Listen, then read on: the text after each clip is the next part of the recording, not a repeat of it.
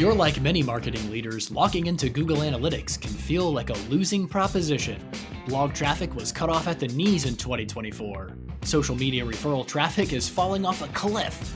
Google's AI summary and zero-click are blamed for further decreases. I mean, is anyone visiting websites anymore? Has website traffic simply become another vanity metric? Marketing and sales are full of myths, misconceptions, and sometimes throwing out old success metrics. Join us as we pontificate on the problem and what to do about it. Hello and welcome to the Rethink Marketing Podcast, where we cut through the BS of conventional marketing advice. I'm Paul Froese, joined by Mr. Marketing, and for today's conversation, the deep diving diplomat of domain declines, Colin Jeffries. Colin, what's going on? Hey, Paul, I'm well. How are you? Doing all right. Ready for another cup of coffee? Yeah, that's right. I tell you, I ran into this issue probably a couple of years ago. You know, my kids were waking up overnight and everything, and so I was exhausted, started drinking coffee. And I've got to tell you, I can't drink coffee after about 2:00 or I can't sleep. I don't know if it's the way my body processes the caffeine or what's going on, but I need that to pick me up in the morning. You sound like an old man. That's exactly right. Yes. Yeah, it's early too. Well, I was doing night classes for my MBA actually several years ago, and I would take classes from like 7 p.m. to 9:30 p.m. or what have you in the evening, and so I would drink some coffee at like 6 p.m. and of course, yeah, I'm not sleeping for a couple of days after that, so I had to get my body back on the right rhythm there. Recalibrate. There you go. That's exactly right. Well, Paul, we're not talking about coffee today. What are we rethinking? Yeah, so we've heard from several marketing leaders recently about website traffic and why it's dropping. When we're doing reporting for clients, sometimes there's red, and it's something that we want everything to be green and on the rise. However, looking at this after Google's core update last year, I think it was around March of last year, the rollout of AI overviews was something key that they put in there, and the declining website traffic on social media sites. So is it really a problem, Colin, or is it just outgoing, tide sinking, all boats equally type of thing? It's a great question, Paul, and I'm glad we're talking about it today because, to your point, I've had a couple of conversations with marketing leaders recently where most of the numbers look good. Revenue's up, new customers are up, phone calls are up, scheduled appointments are up, but website traffic is down. And website traffic used to be such a paramount leading indicator for marketing leaders, and I just don't think it is anymore. Part of that, to your point, Google's core algorithm updates, AI overviews, and zero click, and even something that we haven't talked about, which is the sunsetting of GA360 and the rise of Google Analytics 4, where just the overall data being reported on seems to be a little bit lower. So there's a lot going on here, from the HubSpot blog losing, I think it was 90% of traffic, to many blogs losing around 99% of traffic following March of 2024. And we're sitting in a position today where we can look back with a year of data based on these major changes that Google's rolled out again in Q1, Q2 2024. And we can see for a lot of websites, massive decreases in traffic. The question is this a problem? What do you think, Paul? Yeah, and sometimes it is. Sometimes you got to dig a little deeper. I think when on the last episode we talked a little bit about people keeping up, businesses keeping up with their websites and looking at maintenance, security, keeping up with SEO and the opportunities there. But so sometimes it is. It just depends on what business or what brand you're talking about, but overall, I don't think it's a problem. I think that marketers need to look at other opportunities to drive traffic, to drive attribution, to really look at the opportunities for that ROI. One of the things that we talk a lot about with our clients is the business impact. Where clients will be able to share with us revenue growth, the opportunities for seeing a lead all the way through the sales funnel into revenue. So what we're encouraging, our team members to do is to really look at the business impact on page one of reporting when we're doing reporting for clients, and then get in all these metrics with GA4 and website traffic on, the second and third pages of any reports that we're doing. Paul, that's a great point. I mean, looking at other core business metrics, and I say core intentionally there, website traffic, probably not a core business metric because it's not paying the bills. We're looking at profit margin. We're looking at contribution margin, perhaps. We're looking at revenue. We're looking at EBITDA or profitability. We can look at a lot of different core metrics. And if those are going up, if top line revenue's up, if EBITDA is up, if net new customers is up, if fill in the blank is going up and to the right, maybe website traffic doesn't matter as much as we thought it did. The other thing I'll say to build on that point is assuming that the core business metrics do look pretty good. Let's pinpoint where the losses are happening most aggressively. Is it that we used to get a lot of referral traffic from social media channels and we're not seeing that anymore? Algorithms are becoming more addictive, and many social media platforms are now, not now, it's been happening for a while, but they're actively suppressing when links are put into posts. So is that an issue? Do we used to see a lot of traffic from, say, LinkedIn, where people would click on links that we were posting or links that we were commenting, and now we're just not seeing that as much. LinkedIn a couple of years ago started putting a pop-up that said you're now leaving LinkedIn and going to another website. That's decreasing the number of people that are clicking through to a link, because instead of clicking it one time, you have to click it two times now. So pinpointing where those losses are happening to the highest degree can be really helpful in diagnosing the problem. It could also help us understand, for example, if unbranded organic search is on the decline, that's probably a true SEO problem, versus if branded search is on a decline, that could actually mean that we're chalking the problem up to GA4 and the core algorithm update and some other things, when it's actually a brand problem. Maybe we have a competitor who's come in and is eating our lunch. So really diagnosing that can be, I think, very powerful. The opposite side of that is definitely true too, because maybe website clicks are down, all the core metrics look good because people have migrated over to our YouTube channel or to our Instagram feed or whatever. We can actually double down on what's working. Maybe we don't need to be throwing as much money into SEO. Maybe we should be throwing that money toward YouTube content creation or toward Instagram content creation, or fill in the blank. If our core metrics look good but website traffic's down, that could be an indicator that there's something else going on under the surface, and we should actually double down on that instead of maybe throwing money after a horse that's losing the race. Yeah, there's other things that could be looking at as well with Google Business Profile from an overall organic search. Depending on the business, right? If it's a service-based business, likely consumers are going to the Google Business Profile and looking at the Google reviews. So that might be driving traffic directly from Google Business Profile to calling a phone number. So maybe they never even made it to your website. There's opportunities as well, like you said, with social media, where they might be spending some more time on social and consuming that content, as opposed to coming to your website.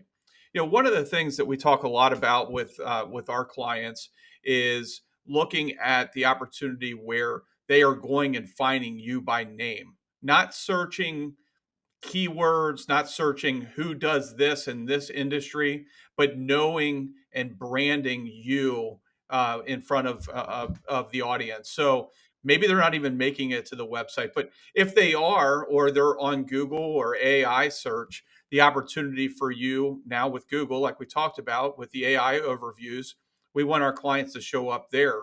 And we're diving into those metrics and seeing how often clients are showing up in AI overviews, and the opportunity to get our clients to show up more often so that they're getting more swings at the plate.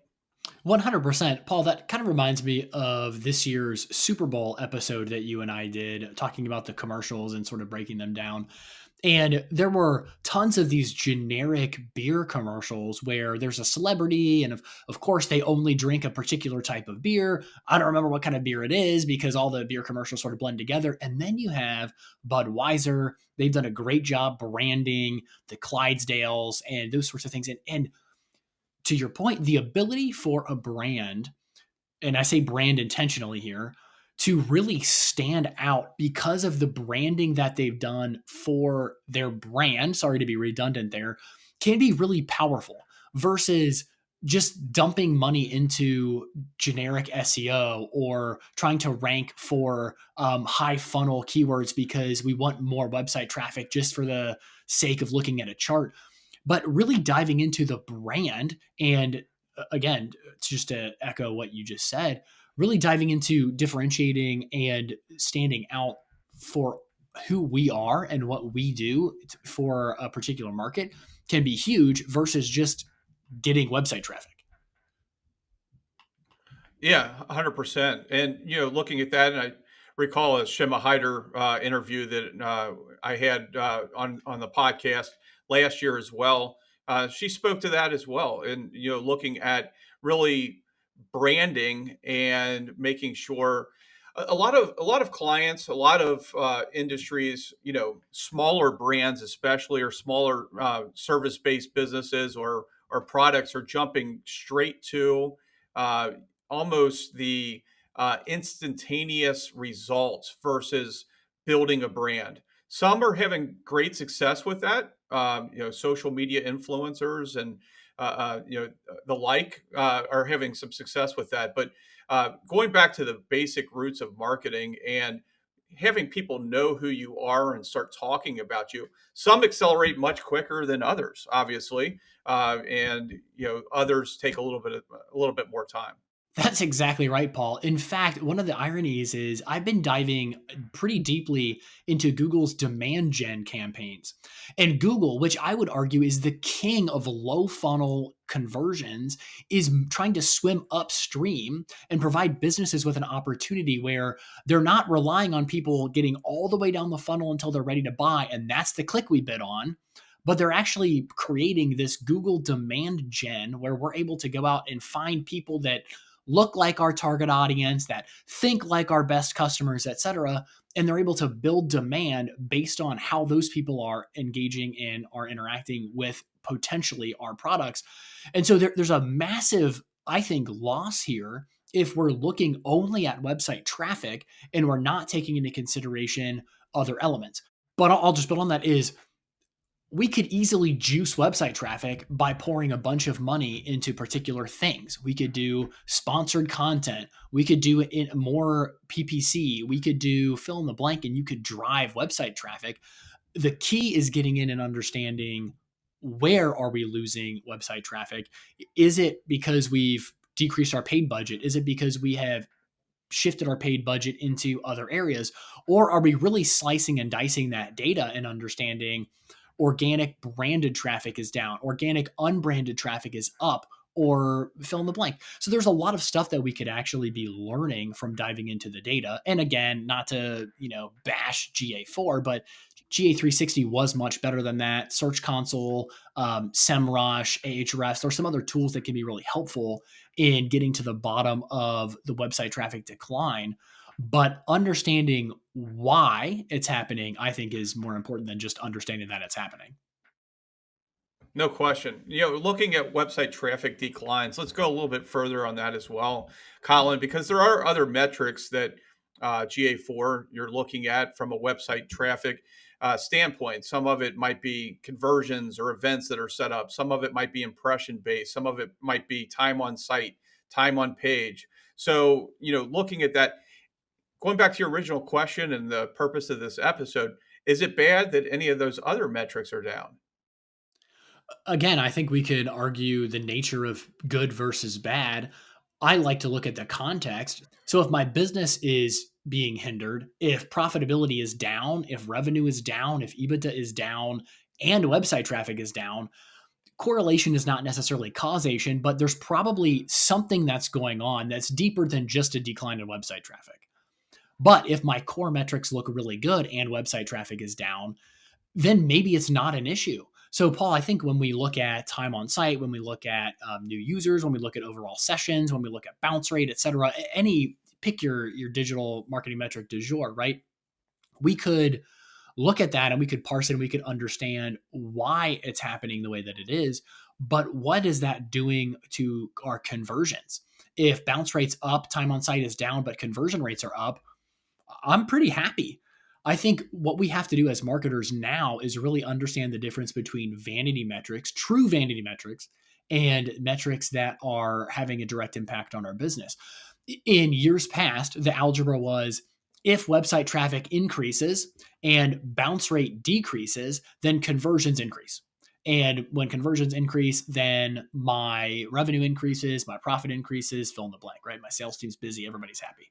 Now we're starting to see a shift there because, to your point about Google business profiles, or to my point about social media, we can actually see a decrease in website traffic, but an increase in conversions because people aren't hitting the website. They're doing a click to call from GBP. They're following us on Instagram. They're liking what we're doing, and then they're actually calling directly from there. And this is where other metrics like phone call volume, or even if you have a call tracking system like Invoca, Callbox, CallRail, etc., that can be really helpful because I might understand, hey, website traffic's decreasing, calls from the website are decreasing, but man, GBP has been stepping it up and really hitting it out of the park. Or maybe there's some hidden gem there. Maybe my Yelp listing is crushing it. Maybe my, Urban Spoon listing, is Urban Spoon still around? Maybe my Urban Spoon I listing is don't doing know. really well. There's so many different opportunities I think that we could look at as well. I'll use hotels as an example, right? As a hotel, I might see. I'll use a boutique hotel, not a name brand hotel. Let's say I have a boutique hotel in a major metro. I might see website traffic decreasing exponentially, but maybe I list my rooms on Airbnb and on VRBO and on some other platforms. And then I'm actually going to see an increase in traffic from Trivago and Booking.com and Hotels.com and these other app-based platforms as well. That could be something where a decrease in website traffic doesn't matter because I'm increasing traffic from these other channels. And so that's I think the point of today's conversation is just recognizing, hey, if all metrics are dropping off of a cliff, that's a big problem. We should address it. It might not be website traffic, it might be something else. But what can we do to offset that by using, again, Google business profiles or other directories? What can we do to offset that by leveraging social media? What can we do to offset that by leveraging maybe YouTube or another video based platform? And in last week's episode, we talked a lot about artificial intelligence. Maybe website traffic is just, down, down, down, down, down, but I'm getting more of my content scraped by AI. And so I'm actually getting more phone calls or what have you. So a lot to consider here that goes beyond just website traffic. If your website traffic is falling through the floor, know that you're not alone, but do know that the problem itself might not just be website traffic. I would add to that too, Colin, is for us as marketers, if you're an agency that is working with clients, is to have the conversation, to talk about it, to talk about if it's important or why it's not, and to be candid about that. I had an example of a new client that we onboarded this year where the website traffic did decline, and we dove into it more and looked at what another agency was actually doing, and they were inflating conversions by adding actual page visits as a conversion. And then we're looking at conversions and why that was dropping. So really rolling up your sleeves and making sure you're understanding the numbers and why it's important and what's important to really drive that business impact that we talked about. So looking at that, I'm sorry. I'll end it there, and then you can go. It's funny that you say that, Paul, because several years ago, before zero click, before the Google core algorithm update, et cetera, I had a call center of about 40 people that were using the website that I was in charge of to just do research. So a person would call in and they'd have a question, and the call center agent would pull the website up and then answer the question based on the data on the website. And I worked with the call center leader and the IT team and some other folks to remove all of those IP addresses from our Google Analytics because it was inflating our direct traffic. And of course, we saw a decline in sessions and in overall users and everything because we had gotten rid of those people that were hitting the website multiple times a day, 5 or 6 days a week. And so sometimes website traffic declining is not necessarily a bad thing. To your point, we want to see the sort of true, authentic metrics, and then we can make decisions based on that. Just inflating the numbers for numbers' sake is not helpful. Not at all. Not at all. Stay positive with a decrease if you can, and look at the opportunity that this presents to really have an impact for either the business that you're working on or for your client's business. Everyone, thank you so much for joining us today on the Rethink Marketing Podcast. We hope that this is an irrelevant episode to you and your website traffic is through the roof and conversions are up and everything. But if it's not, hang tough. Until next time, keep rethinking those common assumptions. Thank you so much for listening to today's episode. If people want to connect with us, where should they go, Paul? RethinkMarketingPodcast.com, Colin. What can listeners do to help us in return for this sage marketing wisdom and our pithy humor? They can help us by leaving a review on their favorite platform or sharing this episode with a fellow marketer to help them cut through the clutter. Well, until next time, keep rethinking those common assumptions.